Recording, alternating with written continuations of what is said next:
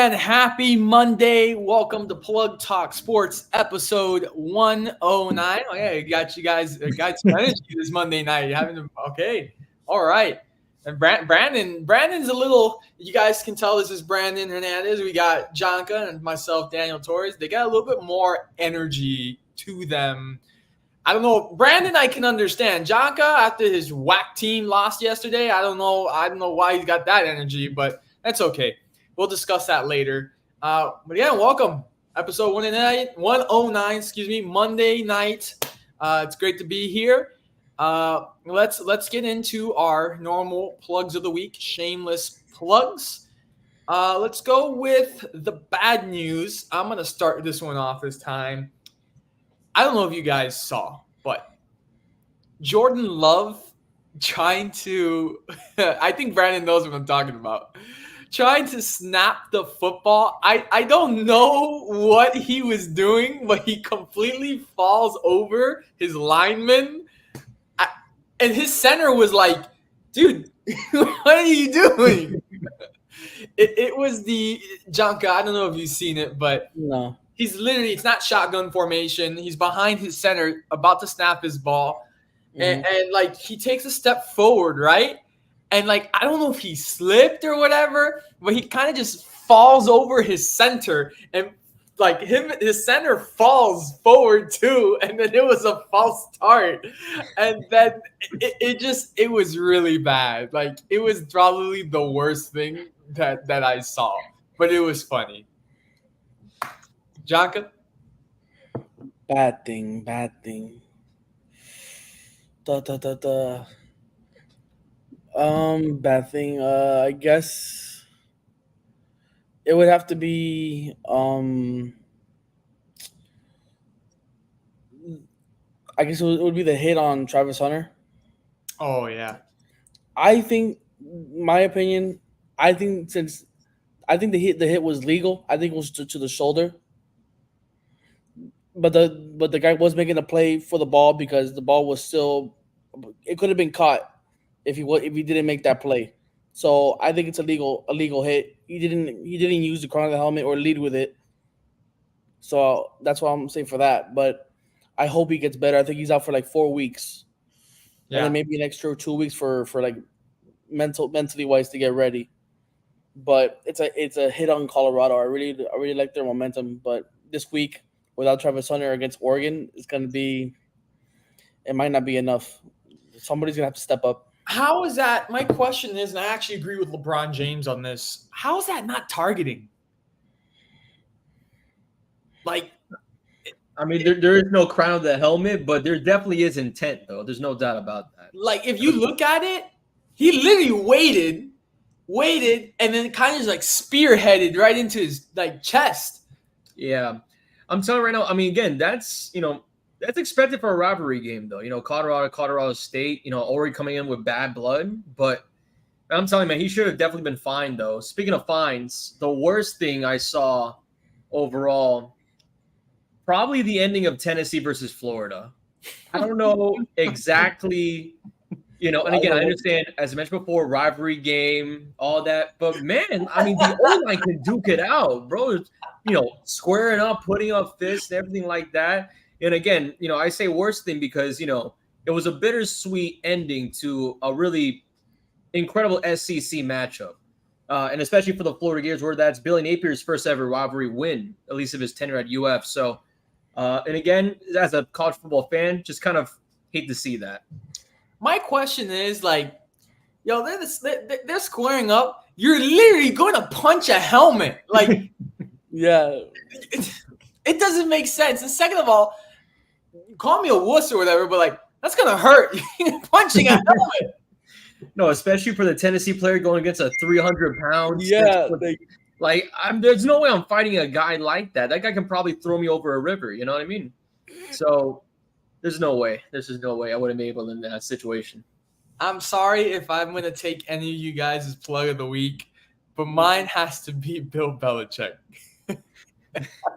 With the challenge flag. Yeah, really looks at the referee in his face and goes, throws it right in front of his face. For me, instantly, when I saw that on live TV, I immediately laughed because I was like, this guy is so sick of these refs. It was great. I loved it. I love the zoo because I just watched that. He just didn't even look at the flag. He was just looking dead straight at the ref while getting the flag through his sock. His deadlock stare. He's like, You know what the best part about it though is that he picks up the flag, puts it back, starts putting it back in his sock, and then the referee, because he threw it on the white part, on the out of bounds part, the referee's like, no, you gotta throw it onto the actual field. He gets it right back out of his sock and then goes throws it onto the field. It was great. I loved every moment of it. But Janka, is that are you gonna share the same best moment with me or no? no.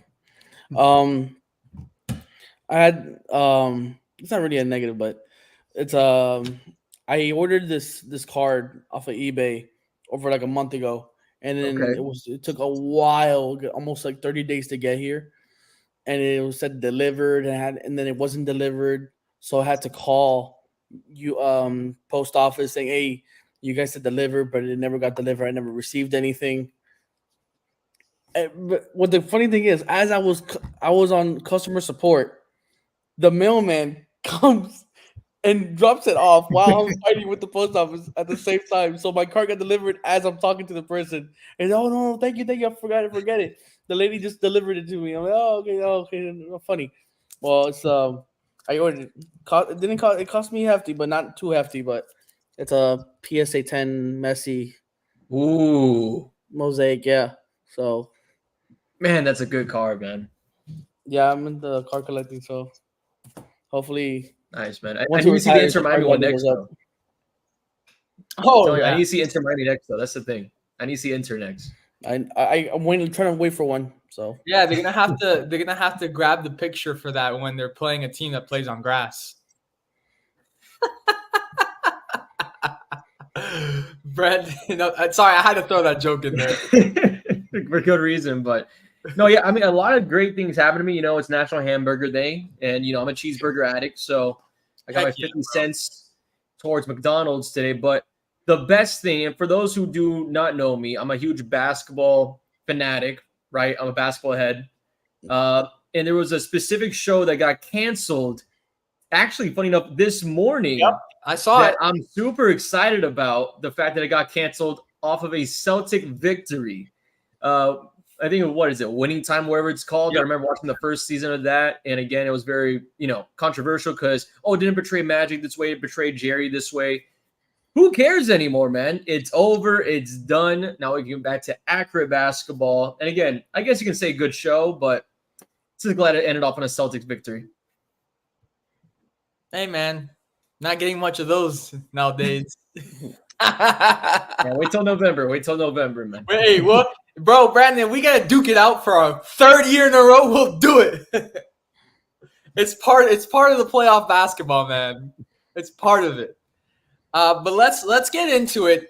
Week 2 of the NFL. We actually got 2 Monday night games going on right now. Currently, New Orleans Saints leading the Carolina Panthers 6-3, and the Pittsburgh Steelers defeating right now, currently in the second quarter, the Cleveland Browns 7-3. I'm going to ask you guys, we'll do this first and then we'll get into it. Who is your team of the week? Team of the week. Oh, I feel like I know what Brandon's going to say, bro. Look, because the thing is, though, before I even go there, I want to say honorable mention to the Giants. There's no way in hell I thought, watching midway through that game, that they were going to come back against the Arizona Cardinals. Okay. But somehow, some way, Daniel Jones, even with Saquon out, they were able to do it. And again, that's Saquon out midway through the game. But yeah, I mean, definitely team of the week. I would have to say prime time, Tua Tagovailoa, 5-0 against the New England Patriots. And of course, 2-0 leading the AFC East. That's definitely the team of the week for me. I think that, it definitely shows that week 1 is not just a fluke. There are questions, definitely, I would say, defensively for the Miami Dolphins, as the same questions that we saw from week 1. What's the secondary looking like? How is it going to go against, these road matchups? Again, New England put up a really good fight. The Chargers put up an amazing fight as well. So it's been tough battles, but for the Dolphins to be able to just go out there and really, execute, I mean, that's definitely for me the team of the week. Jaka, your team of the week? My team of the week, it would have to be. I couldn't get to watch the game, so I have to watch the highlights because we don't live in that area. But it would have to be the Seahawks defeating the Lions in overtime. It was just a shootout. It ended in 37-31, back and forth. My fantasy quarterback, Jared Goff, shout out. I said it weeks ago. I'll say it again. Jared Goff is on some other worldly stuff this year. But unfortunately, Gardner Johnson did go out. Yep. With an injury. He might have ended the season with a pectoral tear. So that's not good. Not good news for the Lions defense. So, but overall, that game was just a complete shootout. That was just whoever can just score the most points. Forget about defense at that point. And then the Lions were down, and they came back and they tied it up. It was just a great game. My team of the week is going to have to be another AFC East team, and it's going to have to be the Buffalo Bills. They destroyed the Las Vegas Raiders 38-10. Josh Allen redeemed himself, 31 for 37, 274 yards, and 3 touchdowns. It's a nice stat line there from Josh Allen. It was good, an overall good offensive and defensive performance from the Bills. They really needed it after that week 1 in New York. That was crazy, but they really needed it. They got it, and they did it in outstanding fashion. So for me, it's going to have to be the Buffalo Bills. Of course, Cook had 17 carries for 123 yards. That's pretty good. They did very well this week. And you're lucky. You're lucky that Buffalo performed as good as they did, because if not, it would have been another second straight week for me saying the Dallas Cowboys. But for me, Buffalo Bills all the way. Let's talk about the Dolphins game. So Dolphins are coming off, that road trip to Los Angeles, SoFi Stadium. They're back on the road. They're playing New England. New England game, divisional games in general, they're always going to be tough. Always going to be a slugfest. I think my biggest factor from this game, biggest takeaway, is going to have to be Raheem Mostert. I think that he really did a good job. I think he showed off his speed definitely on Sunday Night Football. I think for me that was the X factor, because again we see Tua. People are saying this guy is the league MVP. Blah blah blah. It's only we're only 2 weeks in. I think once again I see the factor where he underthrows the football when he is in pressure and he just slings it up in the air for anybody to get. And he did get an interception. For me, that's a little bit of an issue. Haven't really faced a defense for me that has been really intimidating towards that offensive line. I think for me, a lot of people talked about, and I'm just going to bring this in here for comparison. A lot of people said, for example, after the Cowboys game, you guys played the Jets, but the Jets have a really good defense. And if you saw what they did to Josh Allen last week, they made the guy turn over the ball a lot. I don't think they've played a defense like that, a defense like San Francisco, a defense like Dallas, where they're putting pressure onto that O-line, which we know that O-line of Miami is not that good. So I'm waiting for, as the season progresses, we're going to see more of those challenges. And especially, I want to see, I believe, Brandon, correct me if I'm wrong, but I believe Miami plays Philadelphia this year, correct? This year, I believe so, yeah. That's going to be a great game. That's going to be a great game. I think this year, AFC East and NFC East teams are playing each other. That's going to be a great game. So I'm just, again, question mark still. I agree with you, Brandon, is the way things are shaping out right now through week 2, because we texted last night. Miami is the team to beat in the division through, we see through 2 weeks.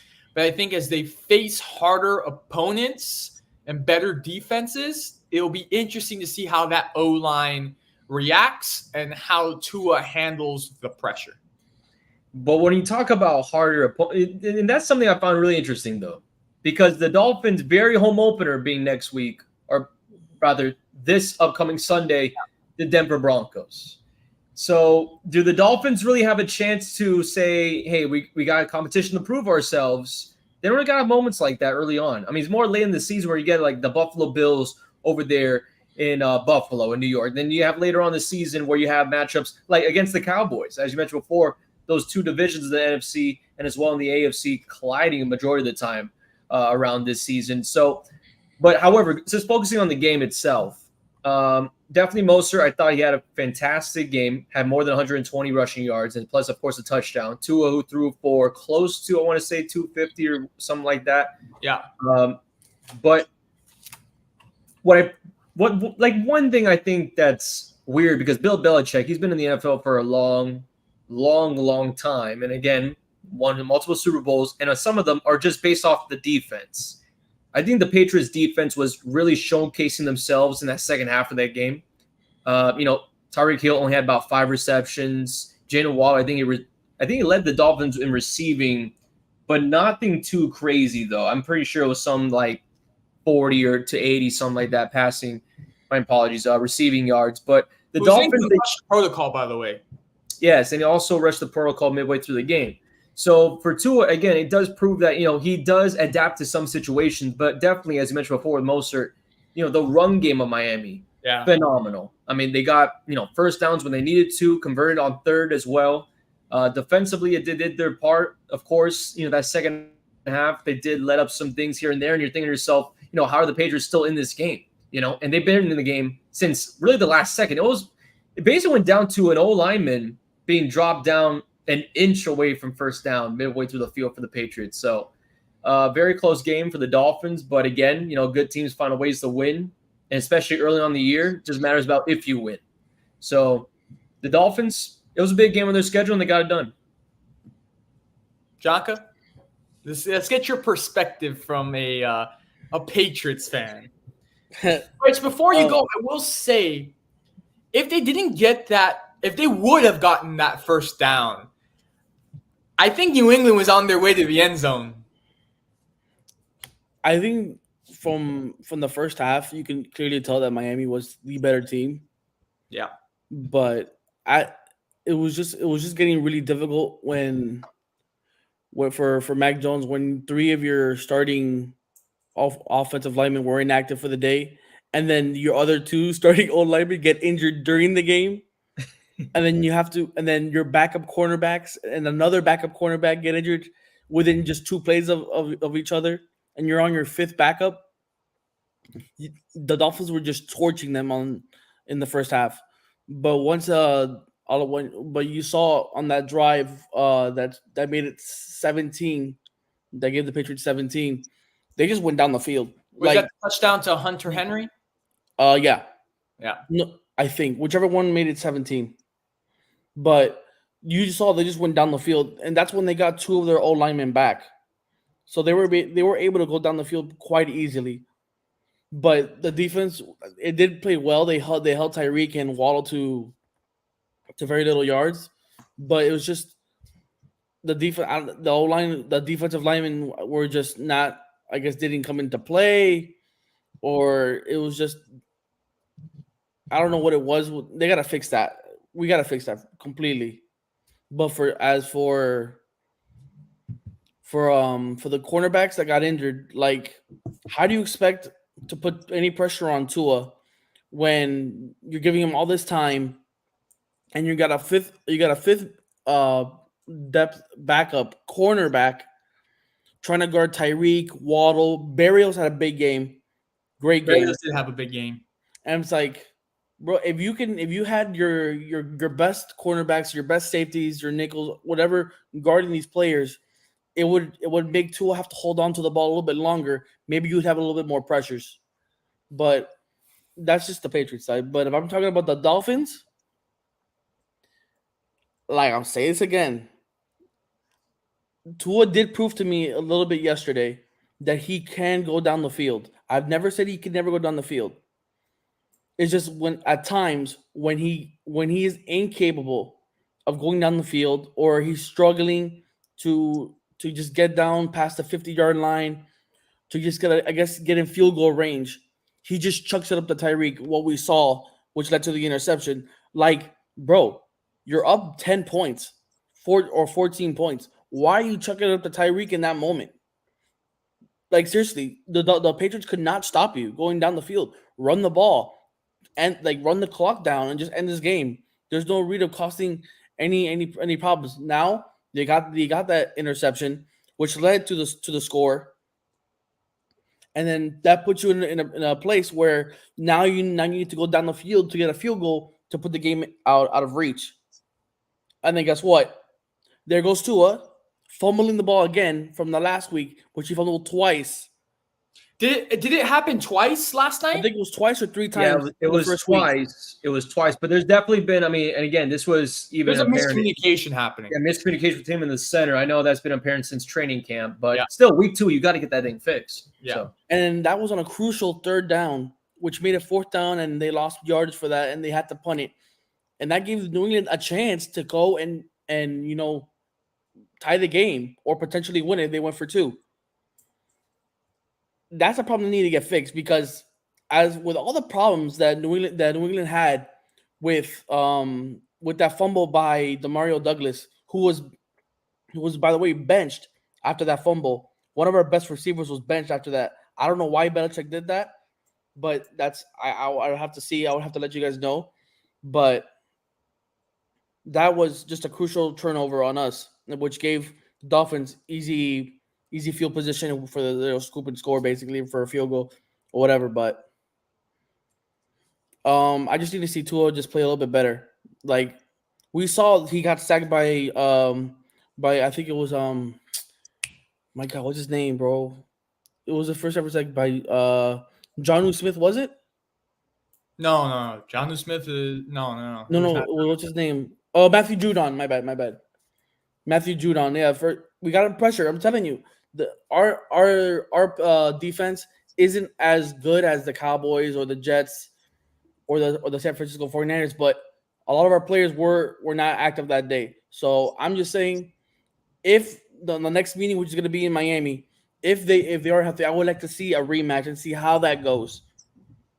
But I would like to see better wide receivers for Mac Jones because even though he didn't win, he didn't play that bad. You saw when he had his players performing, he can go down the field and in that no huddle offense that we saw, he was just going down the field, bing bang, boom bang. I've never seen that by Tua in my life. Just saying. But I just want to see Tua play against a good defensive line. But it looks like in the next 4 weeks they're gonna be playing a bunch of nobodies. Looks like the Dolphins like 6-0 to start. Yeah, I mean we can only pray for it. But I don't know. I mean, especially when you say the O-line stuff. I mean, of course, the Dolphins, they have their own history of, terrible old lines, even bringing in veterans to fix some sort of issues. But this game, I thought, in a weird way, because I know, John, you mentioned about him not going down the field and, forcing the ball and everything. Have I ever seen Tua just throw away the ball?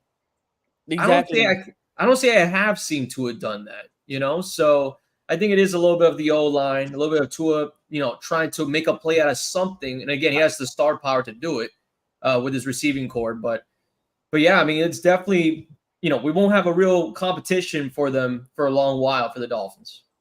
And I would to end before we change the subject. Me and Daniel were texting. It's like Juju Smith-Schuster isn't he's not good. He's not good enough for this offense. Bill O'Brien is a proven offensive coordinator. You can't make him succeed with Juju, and you have Devontae Parker as your only 2 receivers on your squad that can produce anything. You need better receivers, that's for sure. I'm telling you, Mike Evans or T. Higgins this next coming off season. Now, let me tell you this. this list, all three of us have seen this list. This is from CBS. Through 2 weeks, total QBR, all NFL ratings, and I'll read you guys the list. I want you to get your full thoughts on it. So at number 1, they have Dak Prescott. Okay. At number 2, they got Brock Purdy. At 3, they've got Tua. At 4, they've got Jordan Love. At 5, they got Jared Goff. At 6, they have Kirk Cousins. At 7, they have Matthew Stafford. At 8, they got Geno Smith. At 9, they have Patrick Mahomes. And 10, they have Baker Mayfield. Listen to me. We had this little conversation. Brandon and I talked about it a little bit earlier through text about Patrick Mahomes. Yes, you think about like, man, how the heck do they have Stafford and Goff and Jordan Love over Patrick Mahomes? Like, that's absurd. Of course, like when we're talking about accomplishments and what they've done in this league, that is absurd. But Kansas City through 2 weeks for me has been a little suspect. Like, and even that game against the Lions week 1 for Mahomes, his performance wasn't really that good. And same week 2 is okay. I think the Chiefs, for me so far this year, they've been whatever. Jordan Love has been a surprise. I picked the Bears to beat the Packers in that week 1 game, and I got surprised by that. Jonk and I have talked about this. Jared Goff and Geno Smith have both been sleepers with their teams. I've been saying it.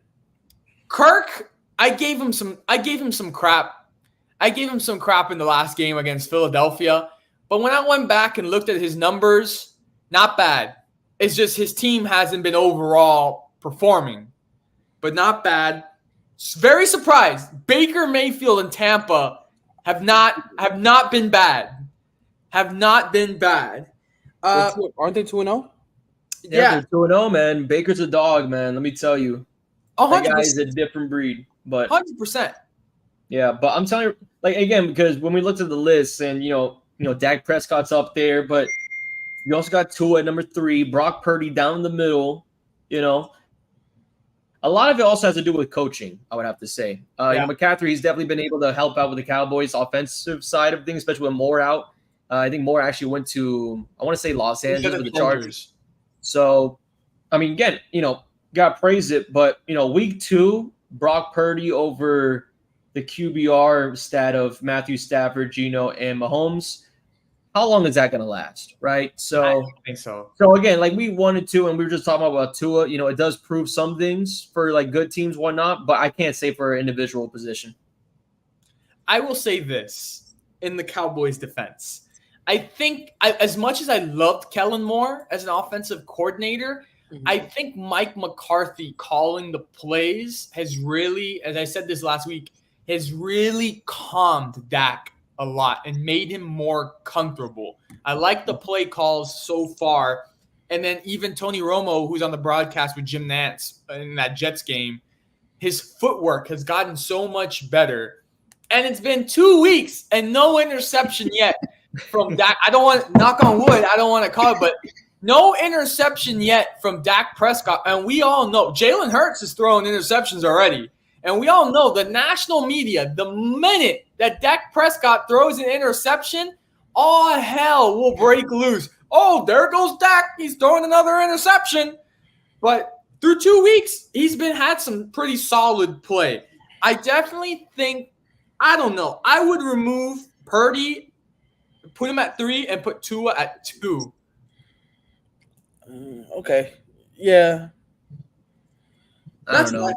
I don't know. 49ers playing like the best team of football right now, but yeah, I mean, again, only time will tell. We need more weeks, we need more reps to see. I say around week 6, we should know about who the top teams and who are the bottom teams. Well, get ready. I think that answer is coming soon because 3 weeks from now we'll have Sunday Night Football, Dallas against San Francisco. So, and that's going to be a good game. Is that Dallas is that San Fran or Dallas? I will tell you right now, that's going to be a great game. That is at San Fran. So back to where they lost and ended their postseason and their season in general this past year. So I'm sorry, man. That stadium is going to be packed. Oh, of course. Yeah. And it would be the same way the other way. I mean, I was just telling my dad this past Sunday yesterday, bro. They're playing the freaking Jets, and AT&T Stadium sells out 90,000. You go to that stadium, it's 90,000 sold out, no matter who they play. Yeah, it would be the same thing other way around. But this one particularly, it's gonna be a good game, and we're gonna see who's real for sure, who's faking and who's real for sure. Because I think that will be the first real test for Dallas. They got Arizona next week. That should be a win. Sorry, Jonka, we got New England after. We're going to obliterate you. And then we have We'll have San Francisco after. So it'll be a good test. But yeah, going back to the list, I would make those two switches. But other than that, I'm fine with the list of where it's at. Where's Goff? Goff is number 5. Okay, respected. Because if he was not in top 10, I need to call Pro Football Focus and give him a drug test, because I think isn't Goff like almost a couple passes away from breaking the record for most passes consecutively without an interception? I think so. I saw somewhere on Twitter, but I need to confirm it. I still think about sometimes what would have happened if Goff would have stayed on the Rams. Yeah, McVay would have probably left before him. But also, I do want to say some big news in the AFC, though, out of Monday Night Football. Nick Chubb, apparent leg injury, out for the remainder of the game. And according to one source, and a.k.a. a friend that was watching the game, the leg went away from the knee. Not very good. So who knows what that can do for the AFC in that division. But yeah. Oh, wait. Apparently, I saw this tweet. I got a notification. Where was it? That Nick Chubb dislocated his left knee and tore his MCL, PCL, and LCL with cartilage damage on October 10th in 2015 versus Tennessee. Oh. I was concerned. I thought he did that in one play. What's crazy is he injured the same. He just injured the same knee tonight. Yeah, that same exact knee that with all that tonight. Well, so hopefully he recovers. But let's hope he's okay and that he can. It's nothing serious, but that doesn't sound too good. Let's switch into college football. We'll go through the rankings. New rankings are out. At number 1, Georgia. At number 2, Michigan. Going up a spot to number 3, Texas Longhorns. Going down one spot, number 4, shady performance against Boston College, Florida State. Super shady. At number 5, USCA. You can't say anything when you're playing high school teams. At number 6, Ohio State. At 7, Penn State. At 8, Washington. At 9, still always sus, Notre Dame. Going up 3 spots to number 10 is Oregon. Mm-hmm. Up 2 spots to 12 is LSU. Falling 3 spots at 13 is Alabama. Mm-hmm. Going up 2 spots to 14 is Oregon State. Going up 2 spots to 15 is Ole Miss. Going up 3 spots to 16 is Oklahoma. Going up to 17, 3 spots is North Carolina. Also going up 3 spots at 18 is Duke. Falling down 1 spot at 19 is Colorado. Going up to 20, 2 spots is Miami. At 21, going up 2 spots is Washington State. At 22, going up 2 spots is UCLA. Falling 12 spots all the way to 23 is Tennessee. Going up 1 spot to 24 is Iowa. And previously not ranked at 25, the Florida Gators. And I think I got it right because I told Jonka in a text, I said, Florida will get 25 for beating Tennessee.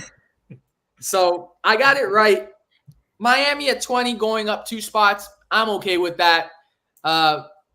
It's another circumstance, like Brandon said when we're talking about NFL. You just got to wait later on in the season to see some competition because when you got the Canes out here, playing Bethune-Cookman and like Temple and Miami, Ohio, you're going to win ball games.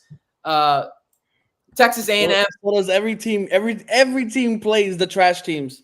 Texas A&M, they weren't that good. I give Miami credit for the win, but they're not. They were okay. They're not amazing, and that was even a dog fight for them. We made them not look amazing. I'm not gonna lie to you. Number one, 2023 recruiting class, Texas A&M, beating out Jimbo Fisher only twice ever for the Hurricanes. I'm not gonna lie to you. Texas looks damn good. Damn good. Damn good, Texas, man. I'm not gonna lie to you. Like, they could have, you call me crazy, but they could have a run for their money for number one. Yeah, I mean, what I would say for that, because again, Georgia is obviously going to be the team to beat, right? Yep. And then when you look at the SEC matchups, the SEC, it's very shaky, man. I don't know how else to explain it. I mean, Auburn looks to be better than Alabama. Florida just jumped a bunch of spots to be above South Carolina recently, in my honest opinion, in the sense of where the SEC looks like. But rocky top, rocky fall for Tennessee and Joe overthrow Milton. But I think the biggest story is definitely Alabama dropping to number 13, though, man. Yep. I mean, for those who did watch that Alabama versus University of South Florida game where Bama won 17-3, and they had I forgot the guy's name, but he was a transfer quarterback that ended up deciding Buckner. Saban decided to start him over Milroe, who is now going to be the quarterback starting for their upcoming game against Ole Miss, which will be a big one for Lane Kiffin. But yeah, I mean, Alabama, there was no heart. It was kind of like, just check the box off the schedule type of game. The offense looked weak. Defensively, again, you're holding a team to 3 points. It's pretty impressive. But offensively, this team, it doesn't match against any bit of firepower in the SEC, let alone in any other conference. I mean, Ohio State would have a field day with this team. Yeah. So it's definitely a weird time in college football and definitely in the SEC entirely. But I mean, the rankings themselves, I mean, they tell the story, though. Texas is back. Yeah. And they're back in stride, with yours being a Heisman candidate. And honestly, I would say top 2, at least right now. I'm not going to lie to you, Jonka. ACC right now looking tough. From Duke. Saying it, bro. Listen to this. Duke, Florida State, Louisville, Miami, North Carolina, Syracuse, Wake Forest are all 3-0. That is some stuff right there. That is some stuff right there.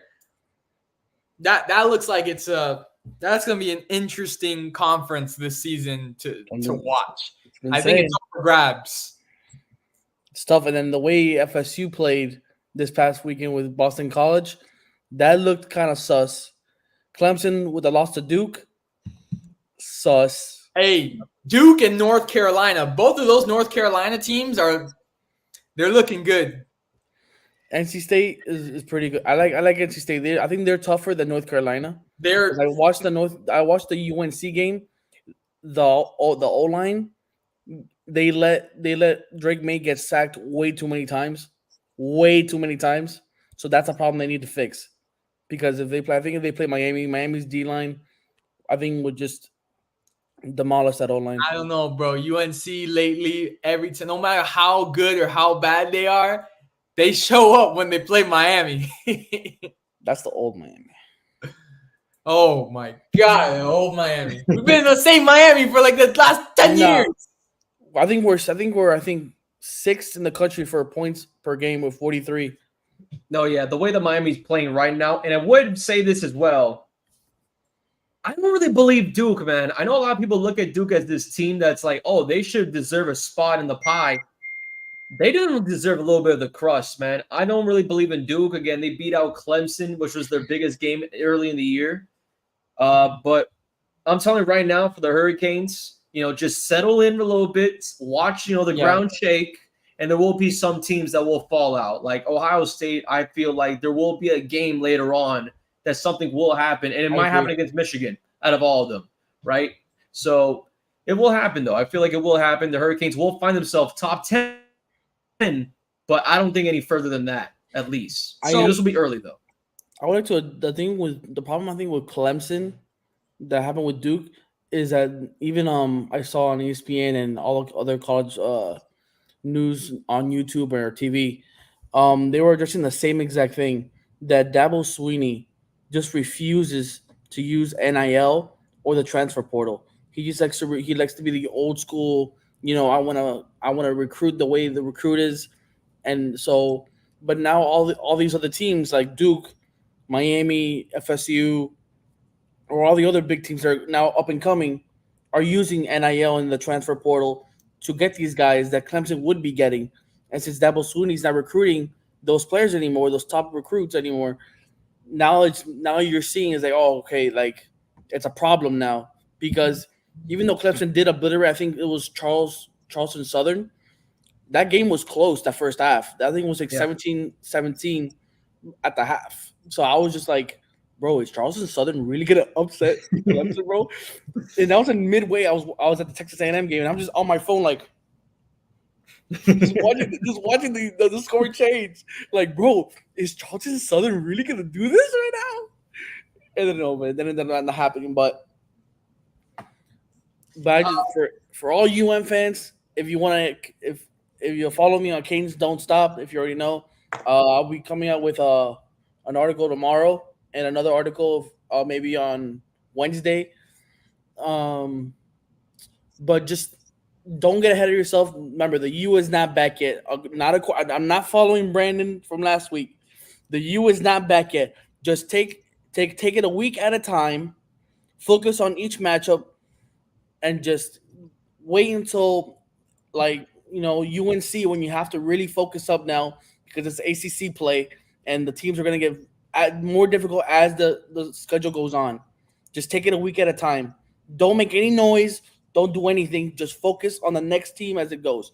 Do not look forward to any other team because if you skip over a week, you get screwed, and that's how you get a sleeping team to beat you. So Brandon mentioned Duke. Duke has beat Clemson. They beat Louisiana Lafayette. They beat Northwestern. They got UConn next week, which is like then it gets real. Then they got Notre Dame. That will be an interesting game. And then obviously then they go into conference play. So it's going to start getting, as they say, that we'll be hitting the fan real soon for Duke. But before we end college football talk, we got to talk about it. We have to talk about it. Kewan Jenkins and the FIU Panthers. 3-1.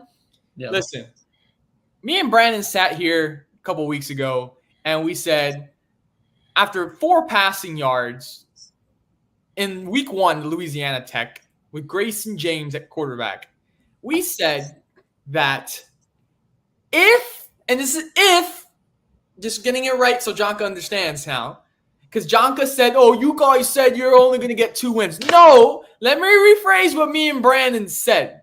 Me and Brandon said if they lose to Maine, it would be a 2-win season. No, I'm going to stop you right there. I said, and again, this is me as a hater because I got to stand up as a hater. Now, I'm not hating on FIU, but Grayson James, if Grayson James showed me that week 1, I had everything to think that FIU was not going to be able to get more than 2 wins. So, and again, this is an FIU team that has not have the best football program, but definitely that, again, I just want to clear the air.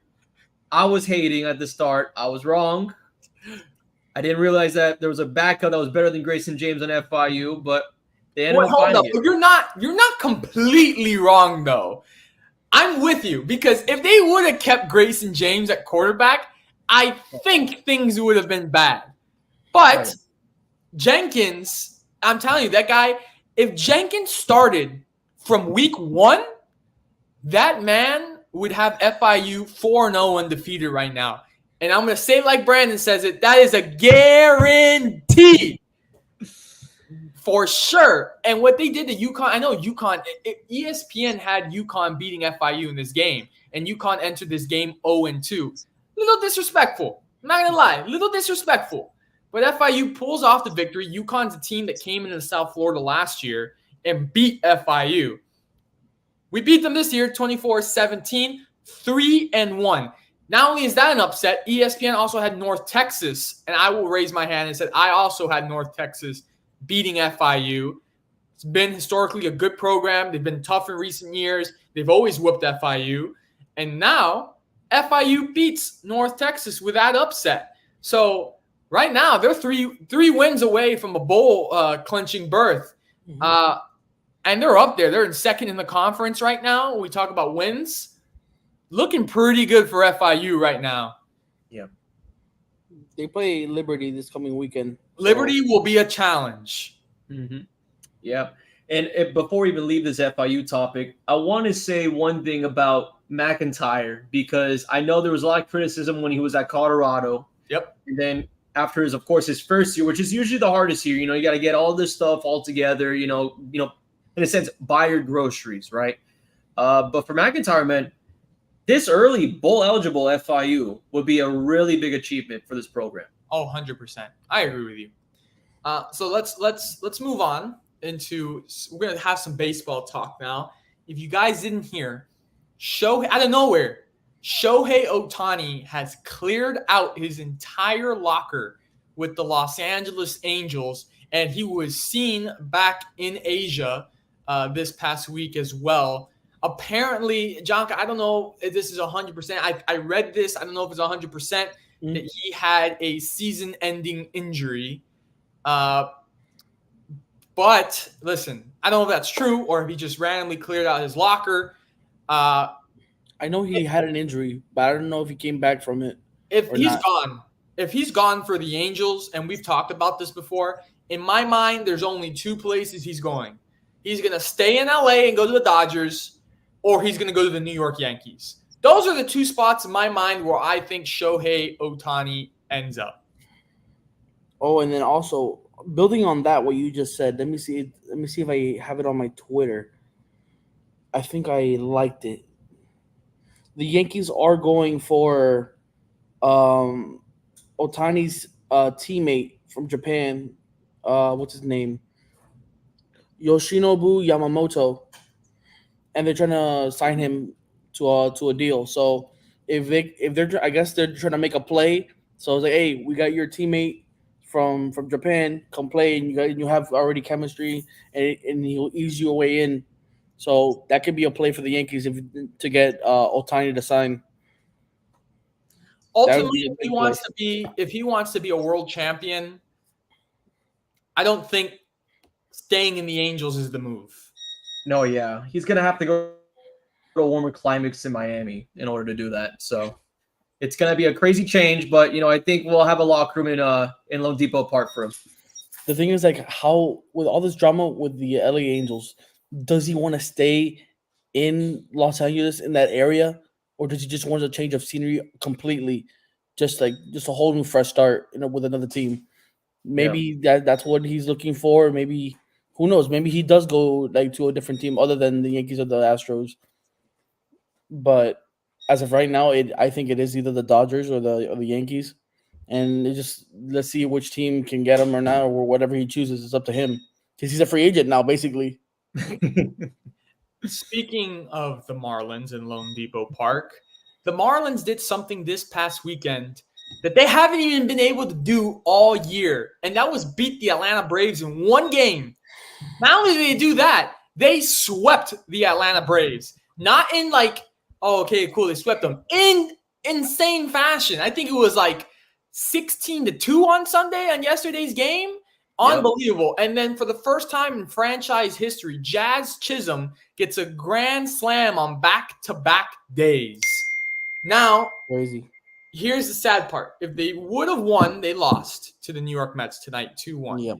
If they would have won tonight, they would have taken second place in the wild card. Because remember, the wild card is now 3 teams this year. They would have taken second place. But right now, clinging on to that wild card spot, they've been in the hunt, man. They've been in the hunt for a couple of weeks now. Obviously, not as close as we would have liked it to be for Marlins fans. They played really good baseball the first half of the year. Second half of the year, they've been a little rocky and inconsistent, and they've been trying to fight for this final wild card spot. But I think in Miami in general, I think people in Miami will just be happy if the Marlins make the postseason and see them in postseason baseball. I think that is the step in the right direction. I think that's what people want. Yeah, I just want to see Marlins Park, and I will call it Marlins Park. I just want to see them just have a playoff game there. And again, I understand they're going to be a wild card team, but later on, man, hopefully this builds off to something, man, because Jazz Chisholm, and then again when Ohtani comes in, Sandy, and unfortunately, Sandy is, I believe he's out right now. And for these last 11 games, you're going to have to figure out, how do you adapt without having a star guy to rely on, especially in games you need to win. But definitely would love to see the Marlins in the playoffs and maybe even one day go deep enough, do a Miami Heat run, host a playoff game in Marlin Park. Well, it's happened before. The 2 times the Marlins have made the World Series have been through the wild card.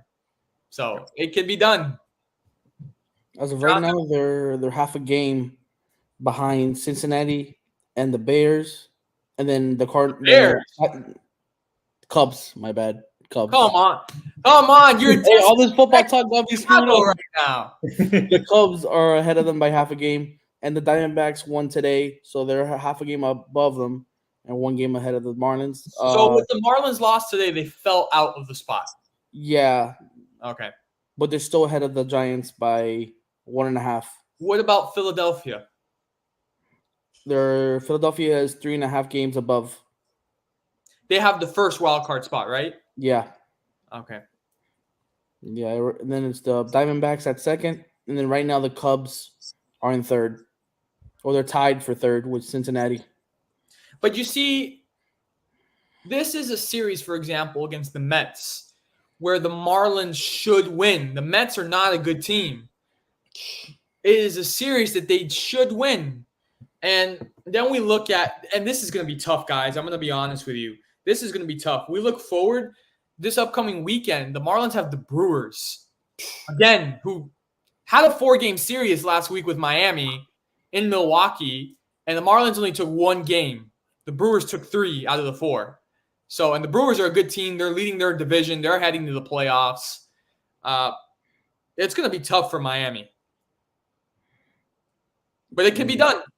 It could be done. I think that this Marlins team, with the fight that they've been showing as of recent, they can do it. They can do it. They just need to win ball games. Well, let's hope they can win ball games. I mean, and again, this is a game today. They had to win that one, man. That Mets game, that's a given. That's an easy given. I mean, the Diamondbacks are going to be around. The Reds are always going to be around. Like, Miami's have to be able to finish things off before, again, as you mentioned before, the Brewers series. These next few games, it's all about finishing. And, this is the team to do it, but can you do it without some of your star players on the roster? Can Miami figure it out with Jazz, who now is healthy now? And I don't see any excuses coming from, can they finish power hitting off teams, and defensively, can they hold these teams who are, again, the Brewers are one of the best teams in baseball right now in the sense of, getting runs on the board. So they got to figure something out there.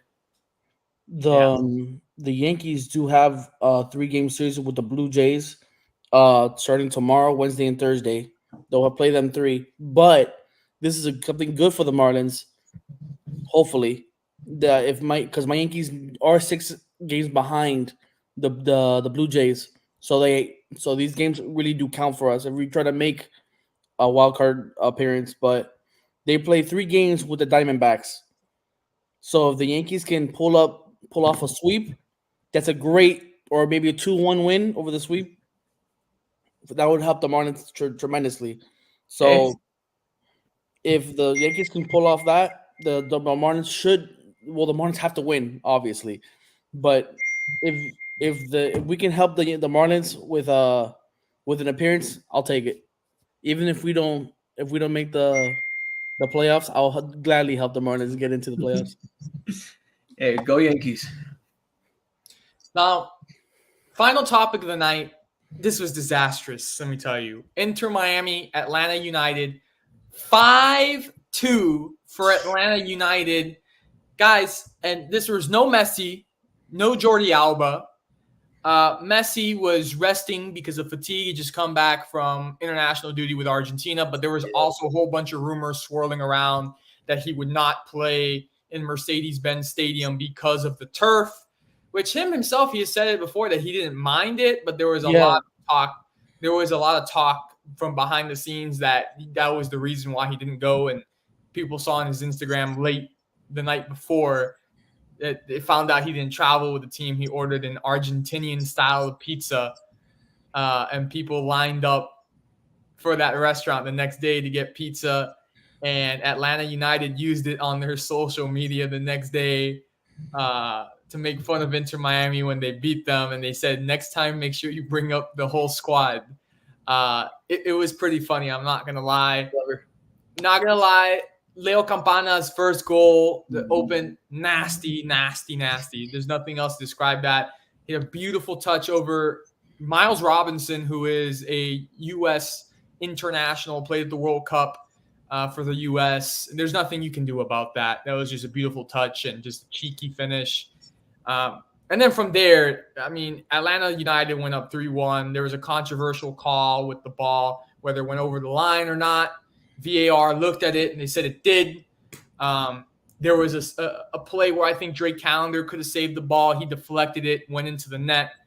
Then there's someone who I think is god-awful, and that's Kamal Miller. God-awful defender, own goal. So that right there is it's 3-1. The defending's terrible. I mean, there was another goal where I forget. I think it was Aviles who was running back. He was jogging, like lightly jogging behind the player, and literally Atlanta scored the easiest goal probably they've gotten this season. They got lucky with a penalty. Inter Miami was able to bring it to 3-2. And then from there, they just iced it. I mean, there was another goal. The fifth goal was absolutely insane. Upper corner and hit the top of the bar and went in. Nothing you can do about that. But point of the story is here for me. When this team doesn't have Messi, they go back to the same old ways of who they are. Yes, they've gotten some wins without Messi, but that's because they've played god-awful teams like Toronto or Sporting Kansas City that are just as bad. But when this team doesn't have Messi, they go back to like the 7-game losing streak type of Inter Miami that we've been used to seeing. Now, what I would say before I even go into the game and the play of Inter Miami recently,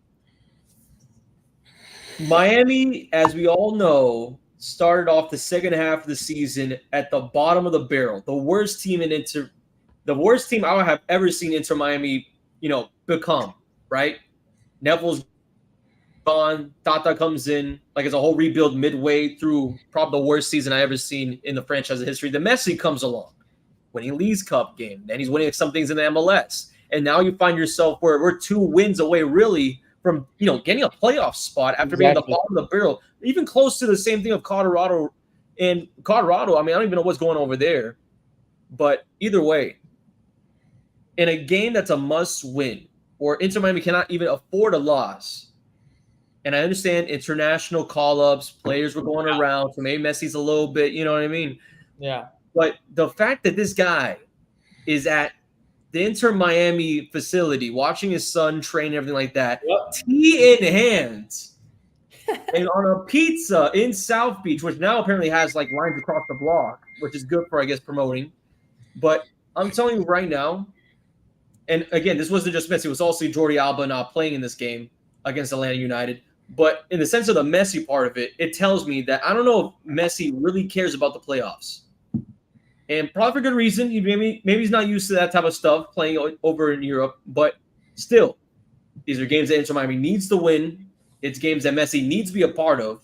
And when they have to play against teams like Charlotte as well later on down the road in must-win games, which now with one loss, it is a must-win game for every single week. He needs to show up. And I think that's not – and again, I understand it's Messi, but Tata's got to be explaining to the media that, yeah, he needs to show up and do his job. Yeah. And then Messi has to respond to that. Or it's got to be, the ownership of Mas and also David Beckham saying, hey, you got to play these games. We're trying to make the playoffs. Messi has to – that's what I'm feeling for, because I don't feel like Messi was over there not going, oh, I have an injury. It's because he didn't want to go.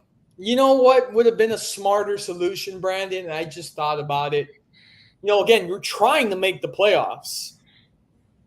He should have played this game against Atlanta and then rested Wednesday's game against Toronto, because Toronto is the worst team in the league. Yeah. He could have rested that game.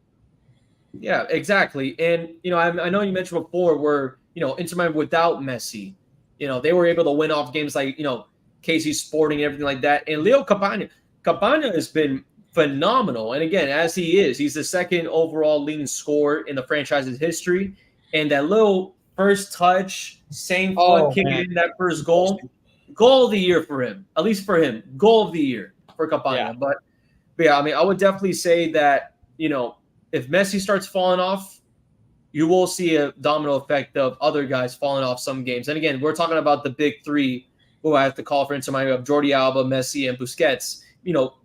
Thank God Busquets was there for that Yeah. United game. Again, not the best performance, but at least he showed up to the field or pitch rather. But yeah, definitely Messi. I know you don't understand English probably, but if you're listening to this right now, we're gonna need you every single game. The fans are paying almost $300 just to see your face. Please show up at least to the road games. Yeah. All right. Listen, as of right now, if I'm Inter Miami, yes, I do try to make at least the playoffs, or try to at least make a run in the playoffs or to the playoffs. But once these top tier teams, play extra hard and extra rough and extra motivation to beat Miami or to try to make the next round, this defense will not be up to par, even if we make the playoffs. And so, with that in mind, I would I wouldn't mind missing the playoffs and start looking for new replacements. Like Kristoff has to go, Miller has to go. Josef Martinez, listen, I tried tried rooting for you. You're not even. He's You're not not. the same after his ACL injury. He's not the same. He's not the Martinez from Atlanta. Yeah, yeah. Like you're gone. Yedlin needs to step up. Um, they need to recruit some more players. I know there's rumors with Suarez and Griezmann wants to play in the MLS. Beckham was seen talking to Modric. Like, if all of them come and they want to play, that would be great. But that still doesn't fix our defense because those are all offensive players. Who are you gonna pick up? Like, you need guys on the back. So Drake Callender can be blocking every single goal, like we saw this past weekend. So Yeah. I can understand if they just choose. You know what? Let's After everything that's happened, let's try to recruit for the next off season. Let's not let's not try to go way too hard for the playoffs this year. But at the same time, that's not the way I was built. That's not the way I was raised. So I would suggest, okay, yeah, you know what? Try your best. Go as hard as you possibly can. Try to make the ninth spot for a wild card, and maybe make an historic run from being the last team, and then go and try to make that historic winning run to win the MLS. Yeah. See, Brandon, he left, but that's what I'm gonna say. I also did see that, if you guys don't know, from the player from Chile, Vidal. Yep. Arturo Vidal. Yeah, he said he would love to play with Messi again because he did play with him in Barcelona. So he would be a nice addition for the defense. He has experience.